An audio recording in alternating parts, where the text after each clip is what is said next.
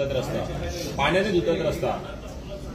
ठीक आहे, नवरी लग्नाच्या आधी मेकअप करते ना, तर शाळेशहर मेकअप करते, मेकअप मॅन आले ठाण्यामध्ये। स्पष्ट सांगतो की अमित शहानी इशारा देऊन टाकलेला आहे, जो त्याला समजायचा तुम्ही समजावा, की मुख्यमंत्री बीजेपीचाच होणार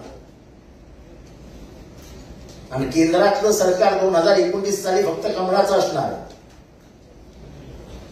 मी त्यांचा इतिहासही सांगतो की त्यांनी ज्यांच्या बरोबर युती केली त्यांना त्यांनी संपून टाकलं। ओरिसामध्ये बिजू पटनायकचा मुलगा नवीन पटनायक संपून टाकला, तेलंगणामध्ये केसीआर संपून टाकलं, आंध्रमध्ये वायएसआर संपून टाकलं, हरियाणामध्ये चौताला संपून टाकला, ते ज्यांच्या पंजाबमध्ये बादल संपून टाकले, एकेकाळी काश्मीरमध्ये महबूबा मुफ्तीच्या वेळा थार टाकला होता, संपून टाकलं। महाराष्ट्रात मला माहित नाही, मी काय भविष्य करता नाही आहे।